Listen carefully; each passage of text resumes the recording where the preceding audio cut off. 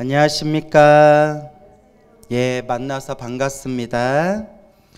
우리가 저번 시간에 관세음보살님이 여러 가지 몸으로 여러 가지 형상으로 세상에 출현하셔서 중생들에게 법을 설하시고 중생들을 제도하는 모습에 대해서 설명을 드렸죠.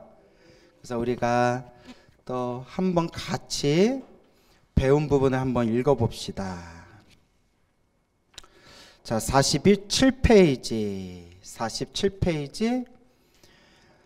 자, 선남자야, 어떤 나라의 중생을 부처의 몸으로 제도할 이에게는 관세음보살이 곧 부처의 몸을 나타내어 설법하며, 벽지불의 몸으로서 제도할 이에게는 벽지불의 몸을 나타내어 설법하며, 성문의 몸으로 제도할 이에게는 성문의 몸을 나타내어 설법하며, 범천왕의 몸으로서 제도할 이에게는 범천왕의 몸을 나타내어 설법하며, 제석천의 몸으로서 제도할 이에게는 제석천의 몸을 나타내어 설법하며, 자재천의 몸으로서 제도할 이에게는 자재천의 몸을 나타내어 설법하며, 대자재천의 몸으로서 제도할 이에게는 대자재천의 몸을 나타내어 설법하며,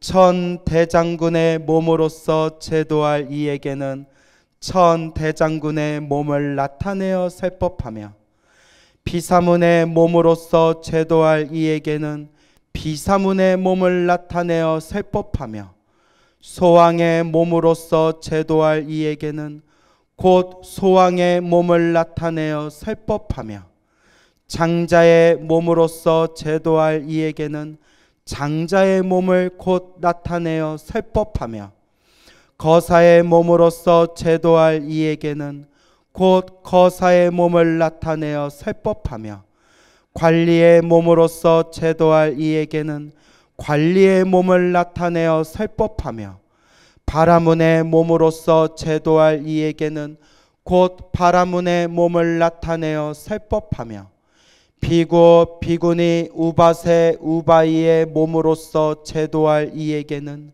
비구 비구니 우바세 우바이의 몸을 나타내어 설법하며, 장자 거사 관리 바라문의 부인의 몸으로서 제도할 이에게는 그 부인의 몸을 나타내어 설법하며, 동남 동녀의 몸으로서 제도할 이에게는 동남 동녀의 몸을 나타내어 설법하며, 하늘 용 야차 건달바 아수라 가루라 긴나라 마우라가 사람인 듯 아닌 듯한 것 등의 몸으로서 제도할 이에게는 모두 그 몸을 나타내어 설법하며, 집 금강신으로서 제도할 이에게는 곧 집 금강신을 나타내어 설법하나니. 그래서 여기 한 분 한 분의 그 어떤 뜻이 있는지 우리가 저번 시간에 다 살펴봤죠. 무진이야, 이 관세음보살은 이러한 공덕을 성취하여 여러 가지 형상으로 여러 국토에 논이시며 중생을 제도하여 해탈케 하느니라. 그러므로 너희들은 일심으로 관세음보살을 공양할지니라 라고 우리가 함께 공부했습니다. 그래서 우리가 한 분 한 분 동그라미 하면서 1, 2, 3, 4 숫자 매겼죠? 모두 몇 분이라고 했어요? 33 응신이라고 부르죠. 따라해보세요. 응신. 응신이 화신하고 같은 말이에요. 그러니까 중생의 눈높이에 맞춰서, 이걸 응해서 뭐해서? 응이라는 게 대답하다라는 뜻이에요. 응대하다, 응할, 그러니까 누가 광우야, 응? 이러잖아요. 응대하다, 응접하다. 중생들 눈높이에 맞춰서 그 몸을 변화해서 그렇게 대답하는 거. 그게 바로 응신이에요. 그래서 응신의 다른 말이 무엇이다? 화신이라고 돼요. 변화해서 나타난 몸이시다. 그래서 응신, 화신이라고 부르게 됩니다. 근데 관세음보살님이 꼭 33가지 모습으로만 나타나겠어요? 그렇죠. 대표적으로 이렇게 33가지 모습을 표현했을 뿐이지 헤아릴 수 없는 모습, 헤아릴 수 없는 숫자의 가지각색의 가지각양의 모습으로 그렇게 널리 충생을 제도하신다라는 것을 우리가 명심할 필요가 있습니다. 근데 이제 불자님들이 혹 이런 이야기를 하세요. 스님, 부처님께서 관세음보살님께서 이렇게 중생을 널리 제도하시고 여러 가지 모습으로 몸을 나투어서 중생을 제도하신다고 하는데 왜 꼭 제 앞에는 안 나타납니까? 그런 의문이 든 적이 있어요, 없어요? 있죠? 에이, 나도 있는데.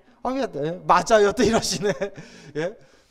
그러니까 저도 있는데요. 내가 이렇게 기도하는데 왜 내 앞에는 나타나나 안 나타나나? 안 나타나나? 뭐 이럴 때가 있죠. 그래가지고 이제 유명한 얘기가 있어요. 이제 원효대사, 우리나라는 또 원효대사 불교설화가 많잖아요. 원효대사가 널리 이제 부처님의 법을 널리 전하면서 항상 관세음보살, 관세음보살, 나무아미타불, 관세음보살 늘 연부를 하셨대요. 근데 어느 날이었대요. 이렇게 길을 걷다가 저기 이제 개울가에서 이렇게 이제 물이 졸졸졸졸 물이 내려오는 거예요. 그래가지고 아이고 목마른데 잘 됐다 해가지고 이제 물을 이제 꿀꺽꿀꺽 마시고 있는데 물을 꿀꺽꿀꺽 마시고 이렇게 이제 얼굴에 시원하게 세수를 하고 있는데 옆에서 웬 아낙네가 이렇게 이제 빨래를 하고 있더래요. 그 아낙네가 이제 원효대사를 이렇게 보더니 스님 거기 물이나 좀 닦으십시오. 거기 땀이나 좀 닦으십시오 하고 이렇게 하얀 천을 이렇게 주더래요. 우리 지금 이제 손수건 준 거죠. 하얀 천을 줘가지고 막 어프 이렇게 얼굴 세수한데 아이고 보살님 고맙습니다 하고 이제 천을 봐가지고 이렇게 얼굴을 이렇게 닦는데 냄새가 야리야리 뭐 좀 별 이상한 냄새가 나더래요. 야리야리 무슨 비린내가 나가지고 아니 수건이 왜 이렇게 냄새가 나냐. 그 원효스님이 이렇게 봤는데 느낌이 이상하더래요. 이렇게 봤는데 뭐가 뻘건 게 있더래요. 뭔가 하고 딱 봤더니 아이고 여자 월경 할 때 여자 천 있잖아요. 요새 말하면 생리대. 옛날엔 생리대가 없으니까 아유 스님이 별 얘기를 다 한다. 예, 근데 이제 불교설화에 나오는 내용이니까 그 여자 월경 그게 묻어있는 그 천을 준 거예요. 아우 그니까 원효스님의 에테테 아유 뭐야 하면서 원효스님의 질색이라 이런 모습을 하면서 그 아낙네를 타박을 했대요.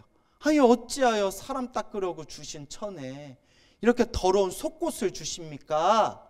했더니 하는 얘기가 멀었구나 깨끗함과 더러움을 분별하는 그 두 눈으로 어찌 나를 보겠는가 하면서 빨래를 이렇게 이제 몸에다가 이렇게 이제 빨래를 바구니에 담고 허리에다 몸에다가 이렇게 이제 가지고 터벅터벅 걸어가니까 원효스님이 깜짝 놀란 거예요.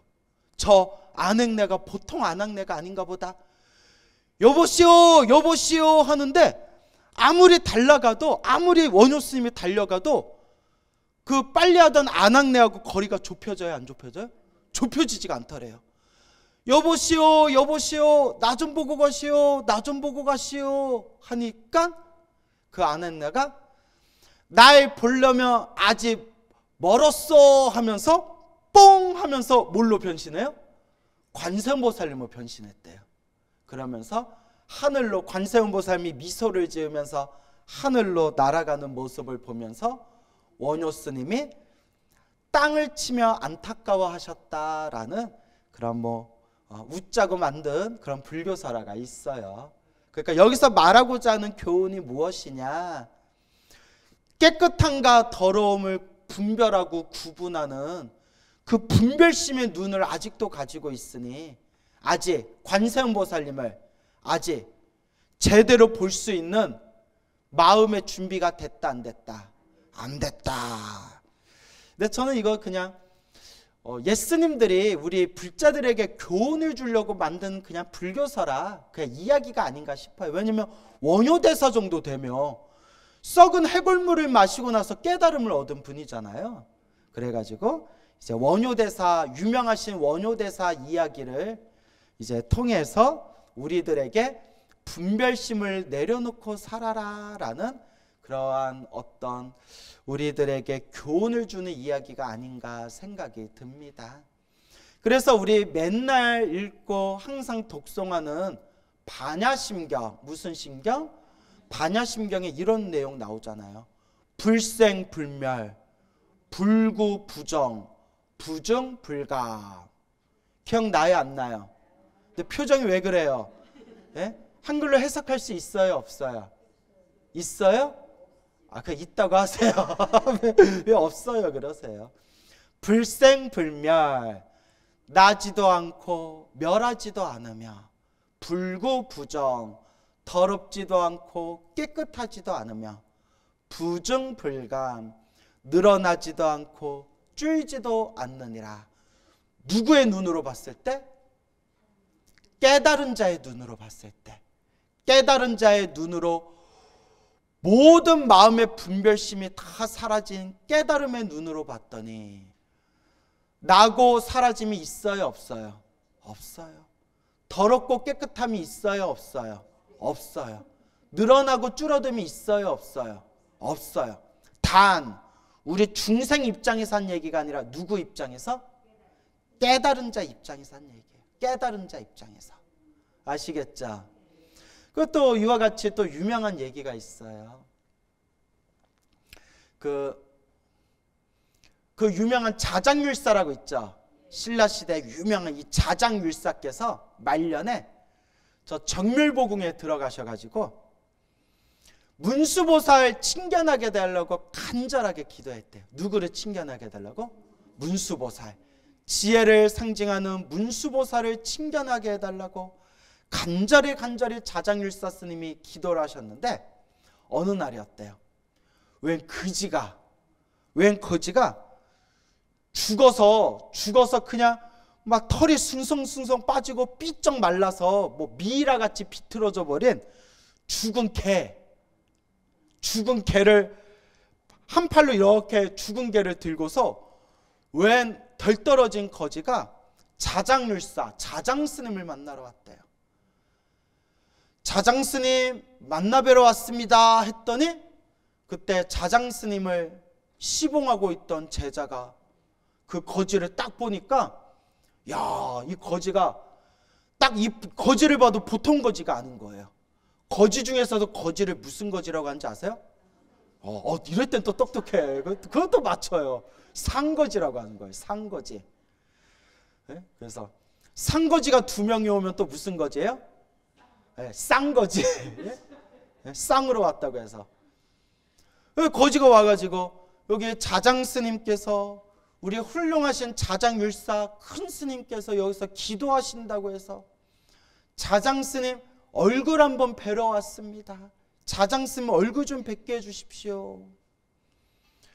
그러니까 이 시자 스님이 그 죽은 개를 한 마리 팔에다가 들고 자장 스님 큰 스님 뵈러 왔습니다 하고 웬 거지가 찾아왔으니까 딱 봐도 이게 정상 같지는 않아요.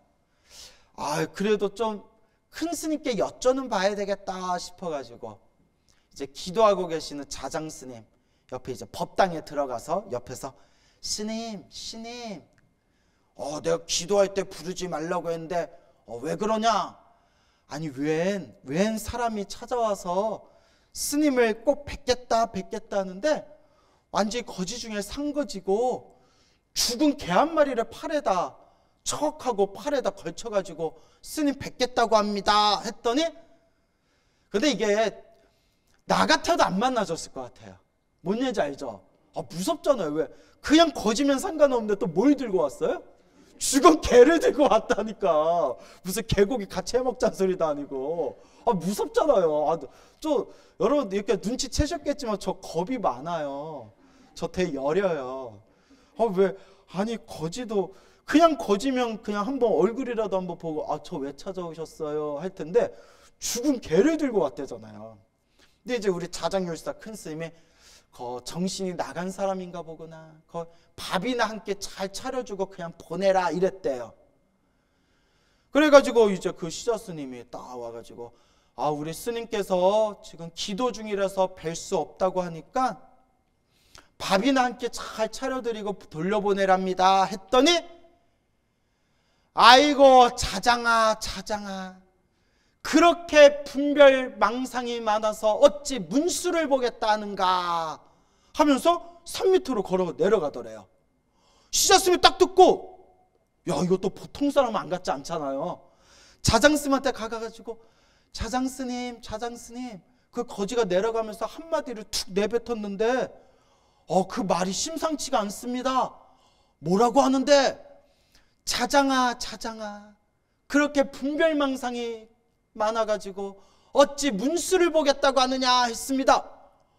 아이고야 그 사람이 어딨느냐 하고 자장스님이 심상치가 않아가지고 맨발로 뛰쳐나와가지고 저기 산 밑으로 내려가고 있는 그 거지한테 개를 딱 죽은 개를 들고 내려가는 거지한테 여보시오 나 좀 보고 가시오 하니까 그 거지가 딱 쳐다보면서 뭐라고 했을까요?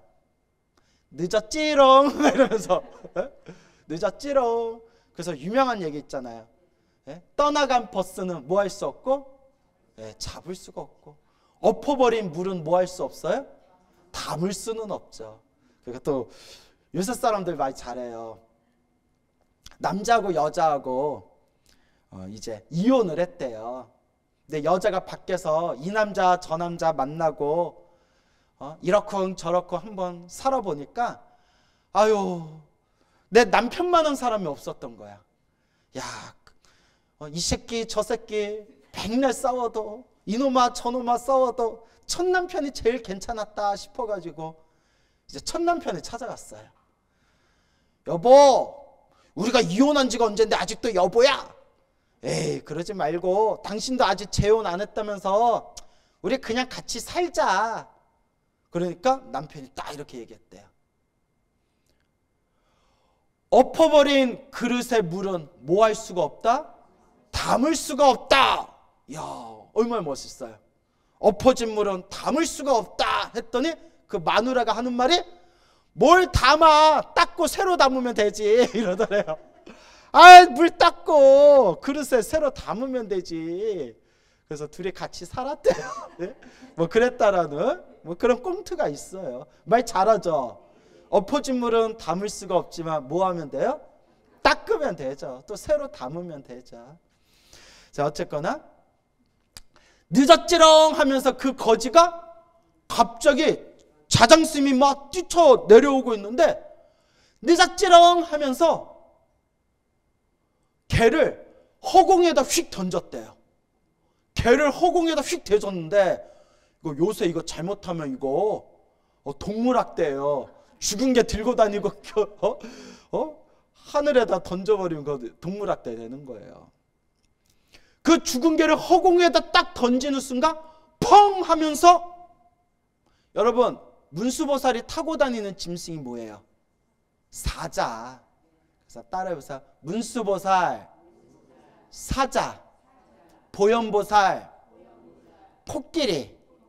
기억하시겠죠? 또 나중에 또 헷갈려가지고 문수보살 못 타고 다닐게요. 코끼리 막 이러는 거 아니에요? 자 이제 문수보살이 개를 휙 하고 던졌는데 개가 뭘로 변했다? 사자. 황금빛 사자로 변했대요.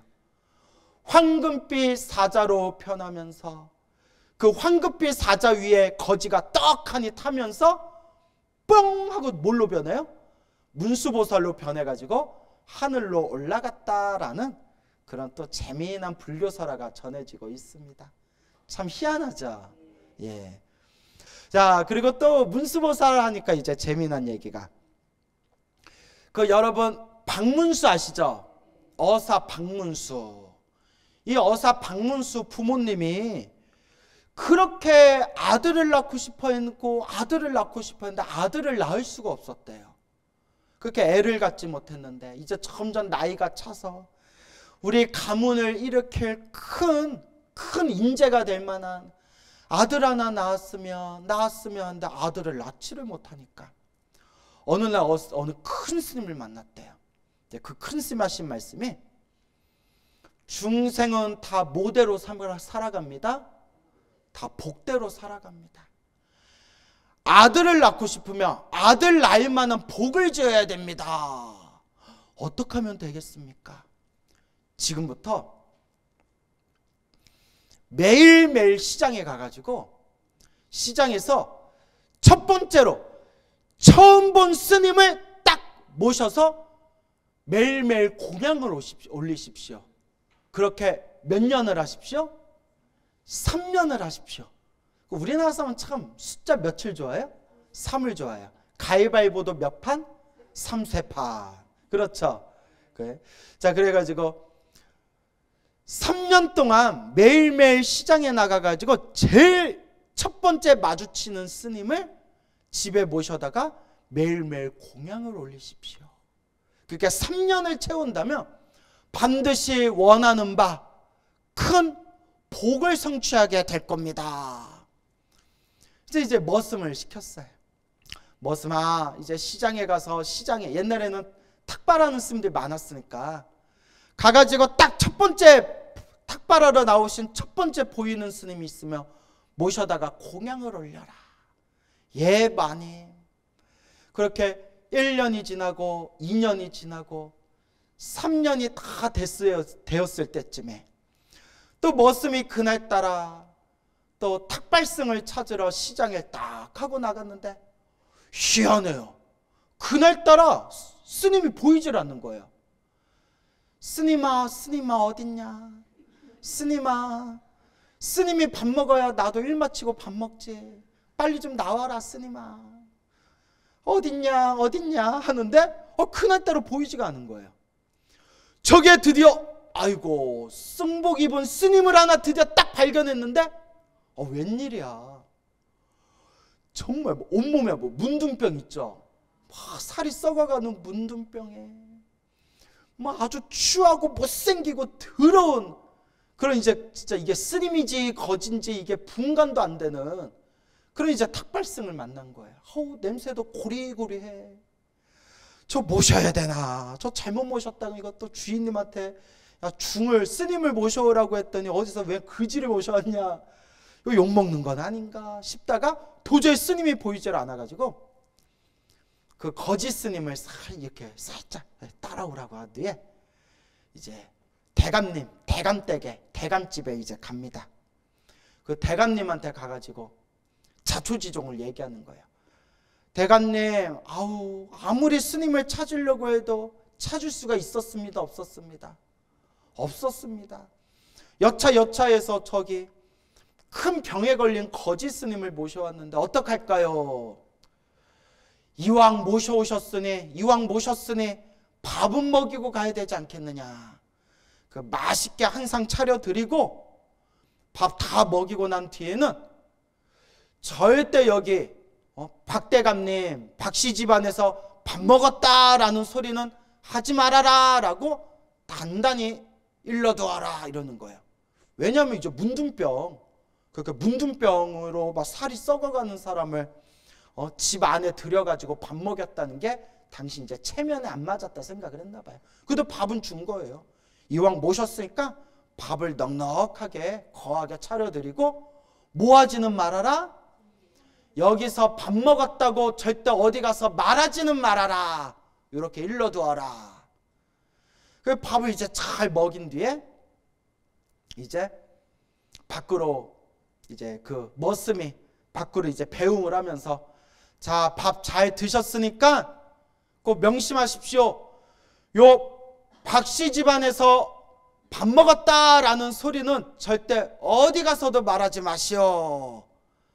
알겠어 하면서 밥 잘 먹었습니다. 박대감님, 주인 되시는 박대감님한테 이 말 좀 전해 주십시오 하고 한마디 툭 내던지는 거예요. 그리고 휙 떠났는데 머슴이 고개를 갸웃갸웃거리면서 이제 주인 대감님을 만나가지고 주인 대감한테, 대감어른 그 거짓 스님한테 밥 잘 먹이고 절대 어디 가서 여기 박씨 집안에서 밥 먹었다 얘기하지 말라고 잘 일러뒀는데 이상한 말 한마디 툭 내뱉고 휙 가버렸습니다. 그래, 무슨 말을 하고 갔냐 했더니 어디 가서 문수보살에게 공양 올렸다 말하지 말게 이렇게 전해달라고 했습니다. 누구에게? 문수보살에게. 깜짝 놀래가지고 그분이 어디로 가셨냐 하고 밖으로 뛰쳐나가서 찾아봤지만 찾을 수가 있었다 없었다? 찾을 수가 없었다. 그런데 그 일을 딱 겪고 나서 마치 기다렸다는 듯이, 서로 짰다는 듯이 대감마님의 우리 마님 부인 되시는 분이 무엇을 했다? 임신을 하고 몇 개월 후에 아이를 낳았으니 그 아들의 이름을 뭐라고 졌다? 문수라고 지었다. 근데 이제 문수라고 졌는데 문수보살 문수하고 한문 글자가 틀려요.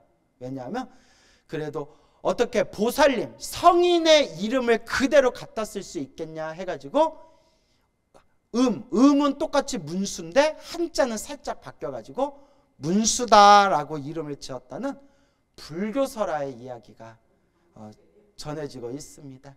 그래서 박문수라고 불린대요. 이것도 그냥 설화예요. 그렇지만 설하긴 설하지만 박문수가 정말 독실한 불자였대요. 대표적인 게 조선시대 때 불교가 얼마나 유생들한테 탄압을 받았어요. 그죠? 근데 저기 안성인가 어딘가 칠장사라는 절이 있어요. 칠장사. 그 칠장사라는 절에서 옛날에 이제 복장불사를 했을 때 거기 옛날에 이제 그 부처님 안에 있는 복장들을 이렇게 이제 끄집어냈는데 끄집어냈을 때 거기 발원문이 발견됐대. 무슨 문? 그 칠장사 부처님 백속에 들어있는 그 발원문을 쓰신 분이 바로 누구였다? 박문수. 박문수가 그때 그 당시에 벼슬을 하고 있었을 때 발원문을 쓰고 큰 화주를 해가지고 그 절에 복장불사를 하시고 불사를 올리셨다라는 그런 내용이 전해지고 있습니다. 알겠죠? 그래서 이런 것들을 보면 불보살님이 보이지 않게 우리 중생들에게 이와 같이 여러 가지 모습으로 우리들에게 법을 설하시고 우리를 구제해 주시구나라는 것을 우리가 살펴볼 수가 있습니다. 근데 여러분 여기서 이제 명심해야 될 게 있어요. 이렇게 불보살님이 널리 중생들을 제도한다고 하시는데 그럼 왜 우리 앞에는 나타나시지 않느냐? 이걸 옛날 큰 스님들도 여러 가지 관점에서 설명을 하셨어요. 첫 번째, 내 업이 아직 두꺼워서 보지를 못하는 거다. 이건 당연한 얘기겠죠. 우리 중생은 다 뭐대로 살아간다고 했어요? 다 자기가 지은 업의 인연대로 살아간다. 근데 아직 내 업의 인연이 누구를 만날 만큼 성숙되지 못했다? 예, 불보살님을 만날 만큼 아직 성숙하지를 못한 것이다. 그래서 실제로 여러분 정말 우리 역사상에 우리 큰 스님들, 뭐 원효대사, 의상대사로 해서 정말 큰 스님들, 그리고 지금 우리 주변에 수많은 불자님들 중에서도 기도 간절히 열심히 해서 그런 불보살님을 칭견한 분들이 있어요. 그런 분들이 있어요. 다만 왜 내 앞에는 안 나타나시느냐? 아직 내가 무엇이 두껍다?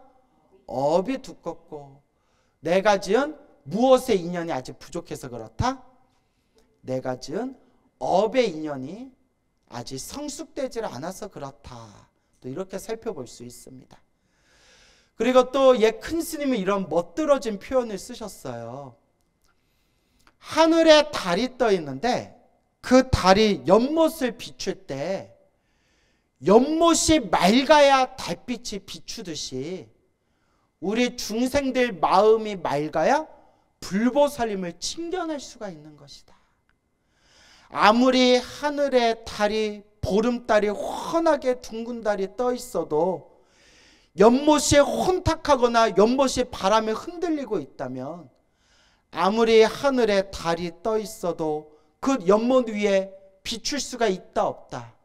비출 수가 없듯이 연못이 맑아야 하늘의 달빛이 그 연못에 비치는 것과 같이 누구의 마음이 맑고 깨끗해야 된다? 우리 중생들의 마음이 맑고 깨끗해야 된다 라고 말씀하셨습니다. 그리고 세 번째가 참 중요한데요. 이미 우리가 만나고 이미 우리가 가피를 받았는데 누가 알아차리지 못한 거다? 내가 알아차리지 못한 거다라는 말씀이 있어요. 기도를 열심히 하던 불자가 이미 내가 불보살림을 알게 모르게 불보살림을 칭견하고 불보살림의 가피를 받았지만 스스로가 그것을 알아차리지 못한 것이다 라는 그런 큰 스님들 말씀도 있습니다. 그래서 중요한 것은 이러거나 저러거나 이러쿵 저러쿵 보이니 안 보이니 그런 분별 집착의 마음도 딱 내려놓고 그냥 꾸준히 간절히 뭐 하는 게 중요하다? 간절히 기도하는 게 중요하다. 염불하는 게 중요하다라고 말씀하셨습니다. 그래서 여러분, 가피는 언제 어디서 어떻게 다가올 줄 우리가 몰라요. 그래서 우리 큰 스님들은 가피라는 표현을 쓸 때 명운가피라는 표현을 많이 쓰셨어요. 무슨 가피? 그래서 우리가 예불문에도 원공복계 재중생 자타일시 성불도 할 때 앞에 무슨 가피력이라고 나와요? 명운가피력이라고 나오죠. 명운가피력.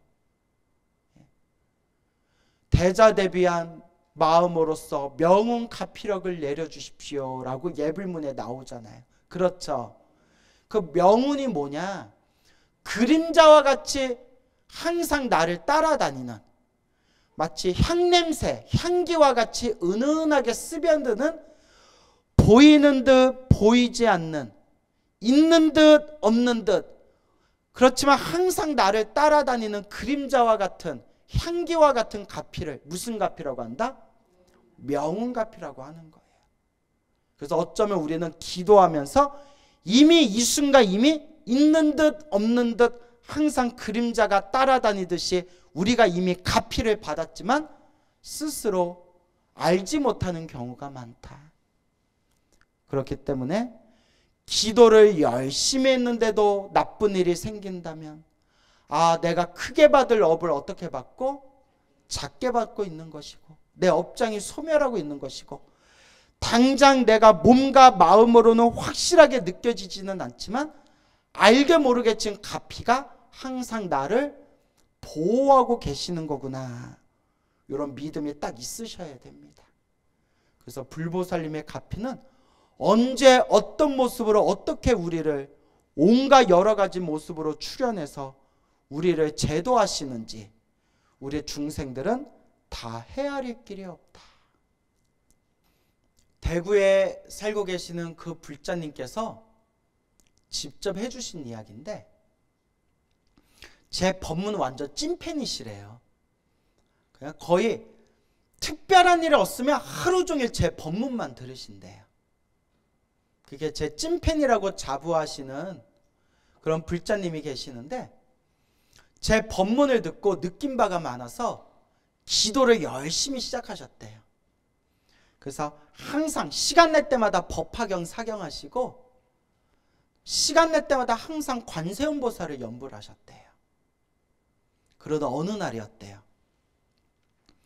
친한 언니하고 같이 차를 타고 어디 칠곡으로 해가지고, 칠곡이라고 아시죠? 대구 옆에 칠곡으로 해서 어디 경치 좋은 어디 산길을 이렇게 올라가고 있었대요.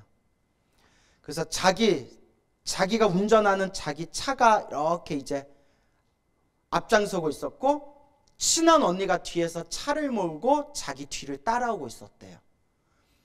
칠곡에 되게 유명한 고갯길이라고 하는데 한참을 이렇게 고갯길을 삐뚤 요리조리 이렇게 이제 골목 고갯길을 골목이 아니라 고갯길이죠.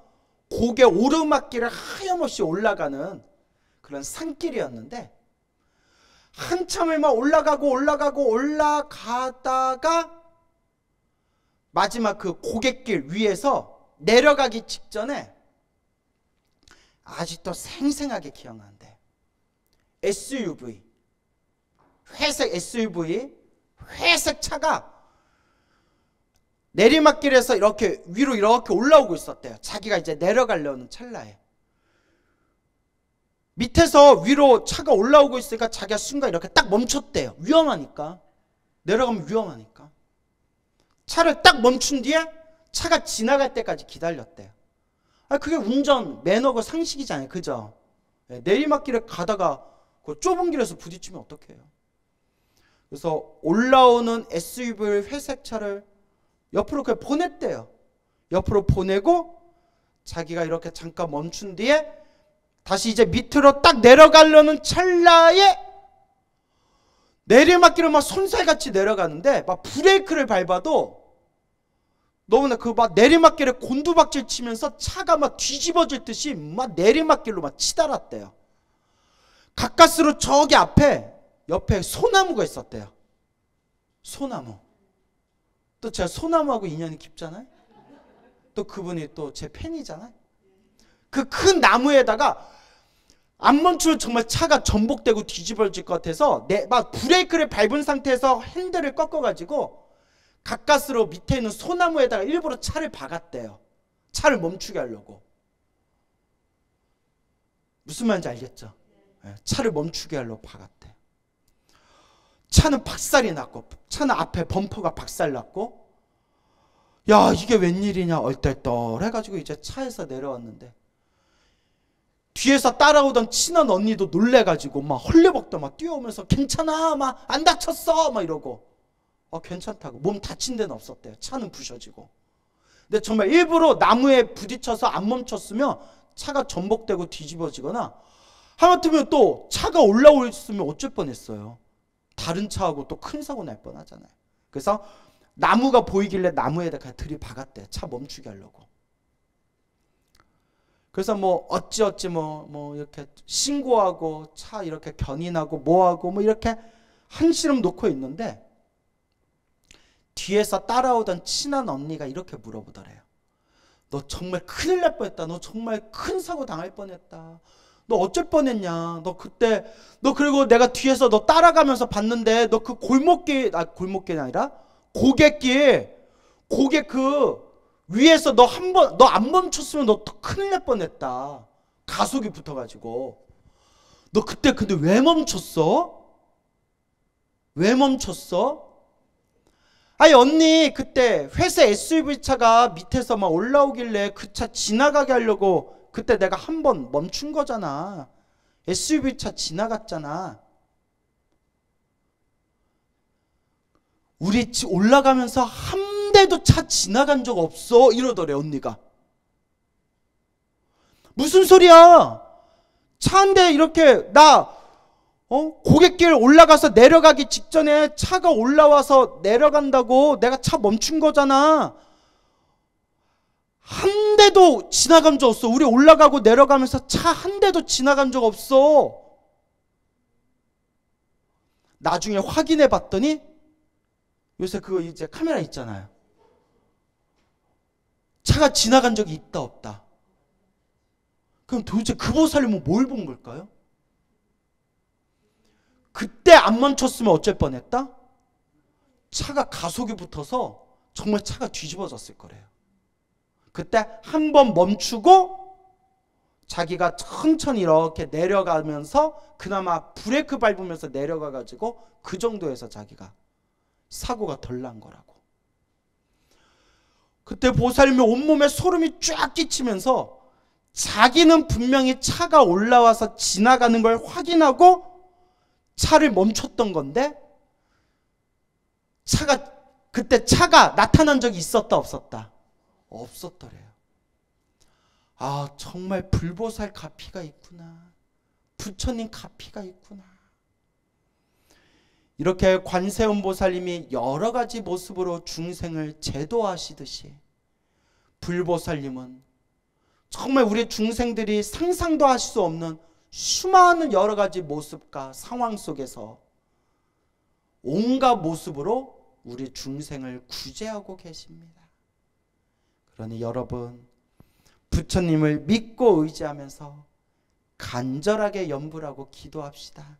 아시겠죠?